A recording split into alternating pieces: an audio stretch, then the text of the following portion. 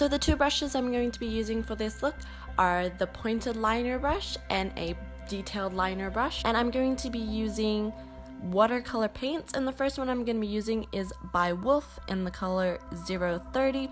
I'm going to be taking the detailed liner brush and I'm just going to be dipping that into some water, and then I'm going to swish it around inside the paint, and as you can see it goes from a solid to a liquid consistency. And then I'm going to start drawing the bite marks on the side of my hand. So basically just imagine like you're drawing clouds. Then I'm going to do one on the bottom and then one directly on top to create dimension, and then I'm going to do it in the lower corner of my hand, and then again draw another one on top.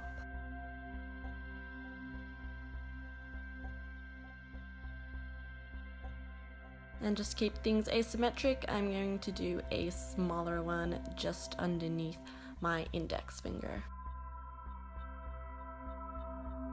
And then I'm going to take the Bitten Magic Cake in the color Licorice Black, and I'm going to be using the pointed liner brush this time, and I'm going to fill in the bottom part of those clouds. Again, this is a water activated paint, so just dip it in the water and then straight into the paint.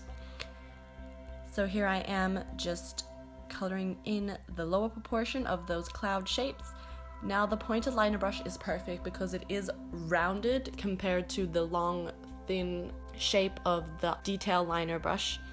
So the pointed liner, because of the round edge, helps easily color in those curves we done on the bites. It's really important to use the right brushes when you're doing these types of makeups, because using the wrong brushes will not create as effective look as if you were to use the correct brushes. Plus, using the right brushes makes your job so much easier, and the overall end result just looks that much better and more professional. And because it is an optical illusion, you really want to keep an attention to detail, or else the illusion obviously is not going to work.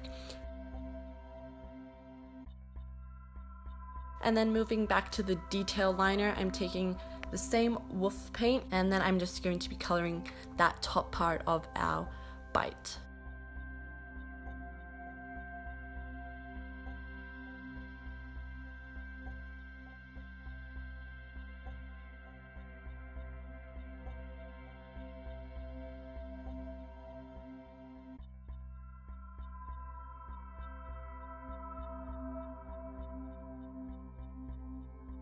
And if something happens like what happened just here, your paint either leaks or smudges, don't fear.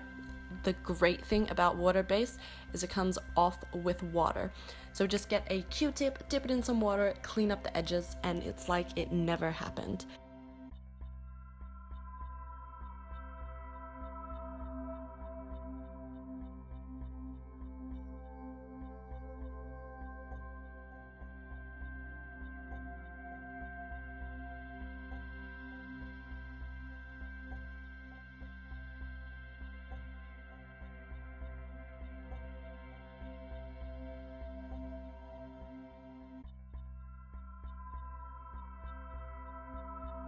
And then we're just going to take the Wolf paint in 001, and that's just a stark white color, and I'm going to be using the detail liner brush. So what I'm going to be doing at this part is I'm just going to create highlight and depth to the look.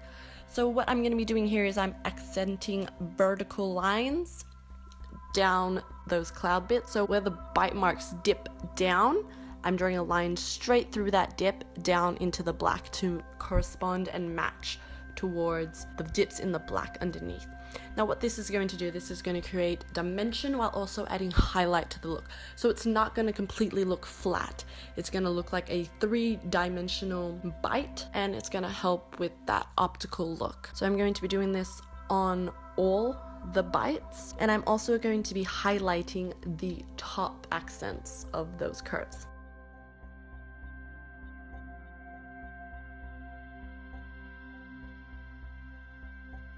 And as you can see here, I also lightly squiggled with the whites around the outside, and then I got some water and faded it out. Again, this is just for highlight and to create contrast and dimension in the look. And we're also going to add just tiny little accents of white throughout the black as well, again for highlight and dimension. But don't go too crazy with adding it into the black, because then it takes away the depth of the look and it ruins the illusion. And then once all your highlighting is finished, it looks something like this.